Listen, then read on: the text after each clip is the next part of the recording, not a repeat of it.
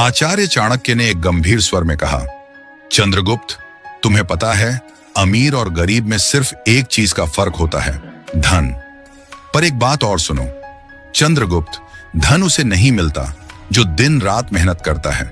धन उसे मिलता है जो जानता है कि मेहनत दूसरों से कैसे कराई जाती है। यानी धन हमेशा दिमाग वालों के पास जाता है, शारीरिक श्रम करने वालों के पास नहीं। शारीरिक श्रम से इंसान कभी अमीर नहीं बनता, उसके पास कभी पर्याप्त धन नहीं होता। यह बात तुम हमेशा याद रखना। पर्याप्त धन चाहिए, बहुत धन चाहिए तो अपनी मानसिक शक्ति को काम पर लगाओ। दिमाग से काम करो, हाथों से नहीं। राजा कभी स्वयं श्रम नहीं करता, सेठ साहूकार कभी खुद मजदूरी नहीं करता।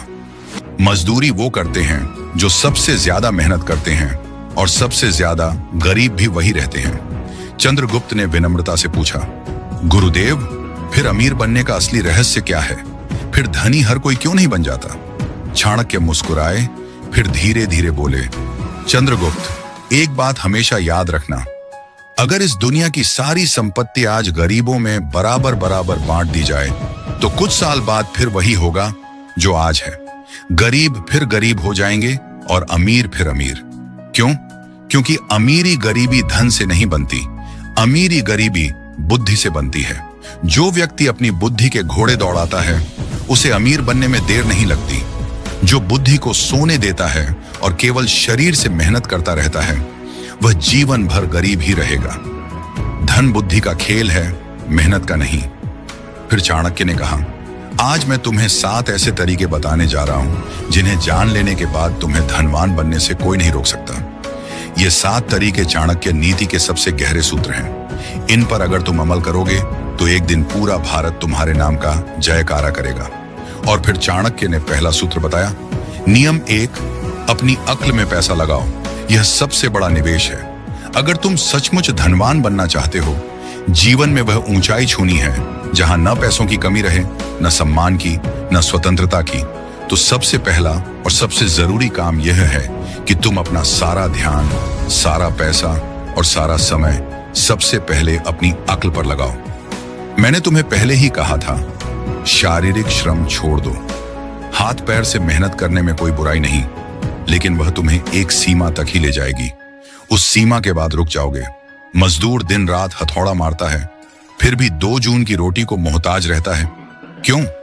क्योंकि उसने अपनी अक्ल को कभी नहीं खोला। दिमाग के घोड़े दौड़ाओ, और दौड़ाने का मतलब है सीखो, सीखते रहो, जीवन के अंतिम क्षण तक सीखते रहो। जो व्यक्ति सीखना बंद कर देता है वह जीते जी मर जाता है, उसकी कमाई भी मर जाती है। नियम 2, मौके खुद नहीं आते, उन्हें पहचानना पड़ता है। अवसर काले न आगच्छति काले नश्यति तम या सन्नादति स सिद्धिम प्राप्नोति। अर्थात अवसर समय के साथ आता है और समय के साथ नष्ट भी हो जाता है। जो उसकी ध्वनि सुन लेता है वही सिद्धि प्राप्त करता है। धनवान बनना है तो दूसरा नियम यह है कि तुम्हें अवसरों के लिए अपनी आंखें खोलनी पड़ेंगी। अवसर कभी दरवाजा खटखटाकर नहीं आते। भाई साहब, मैं आपका मौका हूं, मुझे अंदर आने दो, कहते हुए नहीं आते। अवसर हमेशा भेष बदल कर आते हैं। कभी वह किसी मुसीबत के रूप में आते हैं, कभी किसी ताने के रूप में, कभी किसी दोस्त के मुंह से निकले एक वाक्य के रूप में। ज्यादातर लोग इन्हें देखकर कन्नी काट लेते हैं, और जो इन्हें पहचान लेते हैं वही करोड़पति अरबपति बनते हैं। मैं तुमसे कहता हूं, अगर तुम धनवान बनना चाहते हो तो आज से यह प्रण कर लो, मैं कोई भी अवसर गंवाऊंगा नहीं। चाहे सीखने का हो, कमाने का हो, जुड़ने का हो, घूमने का हो, कुछ नया करने का हो, मैं उसे पकड़ लूंगा। याद रखो, धन तुम्हारे पास नहीं आता, धन तुम तक आने का रास्ता ढूंढता है, और वह रास्ता है अवसर। जितने ज्यादा अवसर तुम पकड़ लोगे उतने ही ज्यादा रास्ते धन के लिए खुलते जाएंगे। और अगर तुम अवसरों को चूकते रहे तो चाहे कितना भी पहला नियम सीखना फॉलो कर लो, तुम्हारी सारी सीख बेकार हो जाएगी, क्योंकि सीख का इस्तेमाल करने के लिए मौका चाहिए। नियम 3, समय धन से भी कीमती है। अगर तुम सचमुच धनवान बनना चाहते हो, करोड़ों अरबों ही नहीं बल्कि वह स्वतंत्रता हासिल करनी है जहां पैसा तुम्हारा गुलाम बने, न कि तुम पैसे के गुलाम रहो, तो आज से एक बार और हमेशा के लिए गांठ बांध लो। समय पैसों से 1000 गुना ज्यादा कीमती है। पैसा खो गया तो दोबारा कमा लोगे, लेकिन समय खो गया तो वह हमेशा हमेशा के लिए चला गया। एक बार गया तो लौटकर कभी नहीं आएगा। दुनिया के सारे अमीर लोग एक ही बात पर सहमत हैं। उनका सबसे बड़ा हथियार उनका समय था और सबसे बड़ी पूंजी उनका समय का अनुशासन था। अगर तुम आज भी अपना समय बर्बाद कर रहे हो तो तुम धनवान बनने के लायक नहीं हो, क्योंकि धनवान बनना कोई खेल नहीं है, यह युद्ध है। और इस युद्ध में जो सबसे ज्यादा अनुशासित होता है वही जीतता है। धन तुम्हारे पास तभी आएगा जब तुम उसे साबित कर दोगे कि तुम उसके लायक हो, और तुम यह तभी साबित कर सकते हो जब तुम अपना हर पल, हर सांस, हर मिनट उसे समर्पित कर दोगे। आज से प्रण कर लो, मेरा समय मेरा सबसे बड़ा खजाना है, मैं इसे किसी को छूने भी नहीं दूंगा, न फालतू लोगों को, न फालतू आदतों को, न फालतू विचारों को। मेरा हर मिनट मेरे लक्ष्य के लिए होगा। मैं 24 में से 24 घंटे अपने सपने को दूंगा। जब तक सांस है तब तक रुकूंगा नहीं। इसी एक नियम को जीवन में उतार लोगे तो 7 में से बाकी नियम अपने आप तुम्हारे जीवन में आने लगेंगे, क्योंकि जिसने समय पर कब्जा कर लिया उसने धन पर, जीवन पर, भाग्य पर कब्जा कर लिया। नियम 4, धन आने से पहले खुद को तैयार करो। धन कमाना कठिन नहीं है, सच में कठिन है धन को अपने पास रोकना। तुमने देखा होगा, लॉटरी लगी, 2-4 साल में कंगाल, सैलरी बढ़ी, 1 साल में फिर वही पुराना रोना, बिजनेस चला, 2 साल में फिर कर्ज में डूब गए। क्यों? क्योंकि धन आने से पहले उन्होंने खुद को तैयार नहीं किया था। वे बर्तन थे पर छलनी थे, पानी डालो सारा नीचे। माँ लक्ष्मी बहुत चतुर हैं, वे वहां नहीं ठहरती जहां संयम नहीं, जहां नियंत्रण नहीं, जहां आदतें गंदी हैं। धन एक नदी है, अगर तुमने बांध नहीं बनाया तो वह बह जाएगी, और बांध बनता है तुम्हारे अंदर, तुम्हारी आदतों में, तुम्हारे चरित्र में। इसलिए आज का नियम सबसे कठोर और सबसे जरूरी है। धन आने से पहले खुद को तैयार करो। अगर तुम आज गरीब हो पर संयम सीख लोगे तो कल अमीर बनकर भी राजा बने रहोगे, और अगर आज अमीर हो पर संयम नहीं सीखा तो कल कंगाल बनकर रहोगे। धन आता है तो तुम्हारी असली परीक्षा शुरू होती है। वह तुम्हें दिखाता है कि तुम सच में कौन हो। लालच है या संतोष, अहंकार है या विनम्रता, फिजूल खर्ची है या विवेक, दिखावा है या गरिमा। ज्यादातर लोग इस परीक्षा में फेल हो जाते हैं। पहली बड़ी सैलरी आई नहीं कि नई गाड़ी, नया फोन, पार्टी, शराब, मौज मस्ती, और 2 साल बाद फिर वही पुरानी साइकिल। मैं तुमसे कहता हूं, धन आने से पहले खुद को ऐसा बना लो कि जब करोड़ों आए तब भी तुम पहले जैसे ही रहो। जूते पुराने हों या इतालवी, तुम्हारा चलना वही रहे। खाना ढाबे का हो या 5 सितारा, तुम्हारी भूख वही रहे। यही असली तैयारी है। लालच धन का सबसे बड़ा दुश्मन है। जैसे ही 2 पैसे हाथ में आते हैं, लालच कहता है, अरे यार अब तो जी ले, अब तो मौज कर, और तुम जीने के चक्कर में अपना भविष्य मार देते हो। नियम 5, अपनी संगति को सुधारो और दिमाग को लक्ष्य के प्रति प्रेरित रखो। तुम चाहे जितना भी सीख लो, जितने भी अनुभव कर लो, जितना भी समय लगा लो, अगर तुम्हारी संगति गलत है तो सब बेकार। तुम वही बनते हो जिनके साथ रहते हो। तुम्हारी कमाई, तुम्हारा चरित्र, तुम्हारा भाग्य, तुम्हारा भविष्य, यह सब तुम्हारे आसपास के 5 लोगों के औसत से तय होता है। तुम जहां बैठते हो, जिसके साथ चाय पीते हो, जिसके साथ रात को फोन पर घंटों गप्पे मारते हो, वही बताता है कि 10 साल बाद तुम कहां होगे। जो मनुष्य धनवान बनना चाहता है वह सबसे पहले अपनी संगति को देखे, क्योंकि जिस प्रकार लोहे की कील लोहे से ही तेज होती है, उसी प्रकार मनुष्य का चित्त भी उसी के समान हो जाता है जिसके साथ वह अधिक समय बिताता है। जब तुम नीच, आलसी, लंपट और नकारात्मक बोलने वाले लोगों के बीच रहते हो तो तुम्हारा मन भी वैसा ही हो जाता है। तुम्हें लगता है, अरे दुनिया में कुछ नहीं हो सकता, पैसा तो किस्मत से आता है, मेहनत करने से कुछ नहीं होता, और ऐसे विचारों से तुम स्वयं ही अपने पैरों पर कुल्हाड़ी मार लेते हो। पर जब तुम उच्च चिंतन वाले, धनवान, विद्वान, संयमी और लक्ष्यनिष्ठ लोगों के बीच रहते हो तो तुम्हारा मन भी ऊंचा उठने लगता है।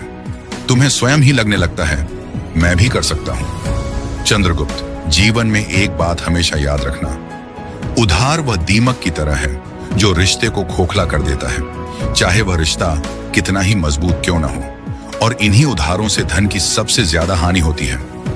जीवन में धन मांगने के लिए अक्सर हमारे अपने खास रिश्तेदार आते हैं, कभी कभी दोस्त भी। लेकिन हम ना कहने में हिचकिचाते हैं, डरते हैं कि कहीं रिश्ता टूट ना जाए। हकीकत यह है कि बहुत से लोगों को पता ही नहीं होता कि ना कैसे कहा जाए, क्योंकि उनके पास सही शब्द या तरीका नहीं होता। लेकिन आज मैं तुम्हें यही रणनीति बताऊंगा। जब कोई तुमसे उधार मांगने आए, अगर तुम यह 3 सवाल पूछ लोगे तो वह खुद ही उधार मांगने के बजाय कोई और बहाना बनाकर तुम्हारे यहां से चुपचाप निकल जाएगा। लेकिन चंद्रगुप्त, यह एक विद्या है जो डर से मुक्ति देती है। अगर तुम नहीं जानोगे तो हमेशा उलझते ही रहोगे, क्योंकि मैंने अक्सर देखा है कि लोग इसी वजह से अपनी जिंदगी की कमाई गंवा बैठते हैं। नमस्कार दोस्तों, द इंस्पायर्ड चैनल में आपका फिर से स्वागत है।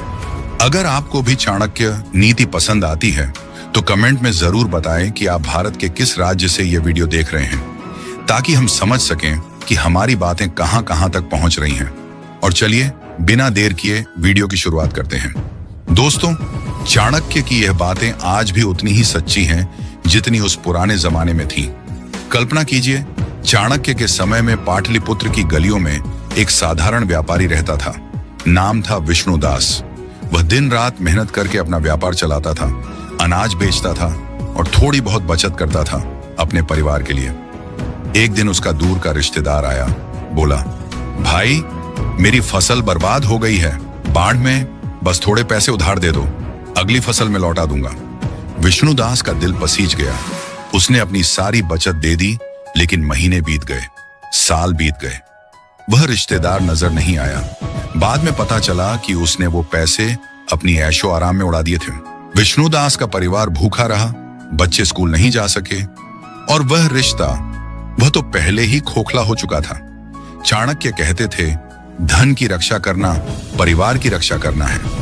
आज के समय में भी यही हो रहा है। लोग फोन पर मैसेज करते हैं, भाई इमरजेंसी है, 500 उधार दे दे, और हम दे देते हैं, क्योंकि नहीं देना हमें बुरा लगता है। लेकिन सच्चाई यह है कि पैसा देने के बाद रिश्ता और मजबूत होने के बजाय कमजोर हो जाता है। क्यों? क्योंकि अगर पैसा वापस नहीं आया तो झगड़े शुरू हो जाते हैं, और अगर मांगो तो तुम विलेन बन जाते हो। अब सवाल यह है कि हम इस जाल से कैसे बचें? चाणक्य की नीति हमें बताती है, भावनाओं में बहना बंद करो और बुद्धि से काम लो। मैं आपको बताऊंगा वे 5 तरीके जो चाणक्य ने बताए थे, लेकिन सरल भाषा में, जैसे कोई बूढ़ा गुरु अपने शिष्यों को समझा रहा हो। इन तरीकों से आप ना कह सकेंगे बिना किसी को दुख पहुंचाए। और हाँ, मैं इसमें चाणक्य के समय की कहानियां जोड़ूंगा, ताकि आप महसूस कर सकें कि ये सिद्धांत कितने पुराने हैं, लेकिन आज भी काम करते हैं। जैसे आज के समय में कोई क्रेडिट कार्ड का इस्तेमाल करके कर्ज में फंस जाता है, वैसे ही उस जमाने में लोग साहूकारों के चंगुल में फंसते थे। लेकिन चाणक्य कहते थे, बुद्धिमान वह है जो कर्ज का जाल खुद नहीं बुनता। चलिए पहले तरीके से शुरू करते हैं। यह है तुरंत जवाब ना दो। चाणक्य इसे समय की ढाल कहते थे। जब कोई पैसा मांगे, चाहे वह कितनी बड़ी मुसीबत बता रहा हो, उसी वक्त हाँ या ना मत कहो। बस मुस्कुराकर कहो, भाई मैं तुम्हारी परेशानी समझता हूं, लेकिन मेरा पैसा अलग अलग जगहों पर लगा हुआ है, मुझे अपने हिसाब किताब देखने दो, घर वालों से बात कर लूं, कल तक बता देता हूं। ये 24 घंटे आपको सोचने का मौका देते हैं और सामने वाले की नीयत भी परख लेते हैं। चाणक्य के समय में एक राजकुमार था जो हमेशा जल्दबाजी में फैसले लेता था। एक बार एक जासूस उसके पास आया, बोला, महाराज मुझे तुरंत सोने की मुद्राएं चाहिए दुश्मन की जासूसी के लिए। राजकुमार ने उसी वक्त दे दी। बाद में पता चला वह जासूस दुश्मन का था। चाणक्य ने राजकुमार को डांटा, समय लो, सोचो, तब फैसला करो। आज के समय में भी अगर कोई ट्रांसफर करने को कहे तो कहो, बैंक बंद है आज, कल देखते हैं। आप देखेंगे अगर जरूरत झूठी है तो वह इंतजार नहीं करेगा, किसी और के पास चला जाएगा। लेकिन अगर सच्ची है तो इंतजार करेगा। यह तरीका आपको आसान शिकार होने से बचाता है। मैंने खुद देखा है, मेरे एक दोस्त ने ऐसा किया। उसका चचेरा भाई आया, 20,000 मांगे। दोस्त ने समय मांगा। अगले दिन भाई खुद बोला, रहने दे, किसी और से ले लिया। बाद में पता चला वो पैसे पार्टी में उड़ाने थे। ऐसे छोटे छोटे अनुभव हमें सिखाते हैं कि धैर्य कितना बड़ा हथियार है। अब दूसरा तरीका, सवाल पूछो लेकिन तरीके से। 24 घंटे बाद जब वह वापस आए तो तुम सफाई मत दो कि पैसा क्यों नहीं है, बल्कि उनसे पूछो, भाई मैं मदद करना चाहता हूं, लेकिन मुझे यह पैसा जल्दी वापस चाहिए क्योंकि मेरे अपने खर्च हैं। तुम्हारा वापस करने का ठोस प्लान क्या है? पैसा कहां से आएगा? ये सवाल उनकी नीयत को नंगा कर देते हैं। चाणक्य कहते थे, सवाल वह तीर है जो झूठ को भेद देता है। उनके समय में एक साहूकार था जो लोगों से उधार लेता था, लेकिन चाणक्य ने अपने शिष्यों को सिखाया, पूछो कैसे लौटाओगे? साहूकार हमेशा गोलमोल जवाब देता और लोग बच जाते। आज के समय में भी अगर कोई कहे सैलरी से दे दूंगा तो ठीक है, लेकिन अगर बोले चिंता मत कर, भरोसा रख, तो सावधान हो जाओ। तब तुम कहो भरोसा तो है लेकिन रिश्ता पैसों से ऊपर है। अगर पैसा नहीं लौटा तो रिश्ता खराब हो जाएगा और मैं वो नहीं चाहता। यह बात उन्हें सोचने पर मजबूर कर देगी। एक बार मेरी मौसी के साथ ऐसा हुआ। उनका भतीजा आया, पैसे मांगे। मौसी ने सवाल पूछा। भतीजा हकलाया और खुद ही बोला, रहने दे चाची, मैं किसी और से ले लूंगा। बाद में पता चला वो पैसे शेयर मार्केट में लगाने थे जहां वो हार गया था। ऐसे में सवाल पूछना आपको रक्षक बनाता है, न कि लुटेरा। तीसरा तरीका, सुरक्षा मांगो। चाणक्य इसे बंधक का नियम कहते थे। अगर वह अभी भी जिद करे तो कहो, भाई नियम तो होते हैं, मैं पैसा दे दूंगा, लेकिन बदले में एक छोटी सी गारंटी चाहिए, जैसे चेक या कोई चीज रखवा दो। चाणक्य कहते थे, बिना बंधक के धन रेत में पानी है। उनके समय में लोग सोने की अंगूठी या जमीन का कागज रखवाते थे। एक कहानी है, चाणक्य के एक शिष्य ने एक व्यापारी से उधार मांगा। शिष्य ने कहा, मुझे भरोसा है, लेकिन चाणक्य ने हस्तक्षेप किया, भरोसा अच्छा है लेकिन प्रमाण बेहतर। व्यापारी ने चेक मांगा और वह व्यक्ति भाग गया। आज के समय में पोस्ट डेटेड चेक मांगो। अगर वह नाराज हो जाए और बोले, तुम्हें शक है, तो कहो, नहीं भाई, यह तो बस सुरक्षा है। जो साफ नियत का होगा वह दे देगा, लेकिन जो नहीं होगा वह खुद चला जाएगा। मैंने एक पड़ोसी को देखा जो हमेशा उधार देता था। एक बार उसने गारंटी मांगी तो मांगने वाला नाराज हो गया, लेकिन बाद में पड़ोसी का पैसा बच गया क्योंकि वह व्यक्ति दूसरों को ठग रहा था। यह तरीका आपको मजबूत बनाता है और रिश्ते को भी बचाता है। चौथा तरीका, कमी का भ्रम पैदा करो। अगर वह कहे, ठीक है, घर वालों से बात कर लो, तो कहो, यार पैसा तो था, लेकिन अभी अभी फिक्स डिपॉजिट में डाल दिया। अगर निकालूंगा तो नुकसान होगा, और अगर तुम वह नुकसान भरोगे तो निकाल लो। चाणक्य इसे अभाव की माया कहते थे। उनके समय में एक राजा ने अपने मंत्री से कहा, मेरे पास खजाना है लेकिन अभी बंद है, अगर तुम खोलने का खर्च दोगे तो दे दूंगा। और मंत्री खुद पीछे हट गया। आज भी यही काम करता है। कोई उधार मांगने वाला आपके नुकसान को क्यों भरे? वह खुद कहेगा, रहने दे। एक बार मेरे चाचा ने ऐसा किया। उनका दोस्त आया, पैसे मांगे। चाचा ने कहा, बैंक से निकालूंगा लेकिन पेनल्टी लगेगी। तो दोस्त बोला, नहीं, मैं किसी और से ले लूंगा, और पैसा बच गया। यह तरीका चतुराई से काम करता है, बिना झगड़े के। पांचवा तरीका, छोटा दान दो अगर मुसीबत सच्ची हो। चाणक्य कहते थे, दान से शत्रु भी मित्र बन जाता है। अगर कोई सच में बीमार है या बच्चे की फीस है तो पूरी रकम उधार मत दो। कहो, भाई पूरी रकम नहीं दे सकता, लेकिन इतना दे सकता हूं और इसे वापस मत करना। इससे तुम्हारा ज्यादा पैसा बच जाता है, इज्जत बढ़ती है और वह दोबारा बड़ी मांग नहीं करेगा। चाणक्य के समय में एक गरीब किसान राजा के पास आया।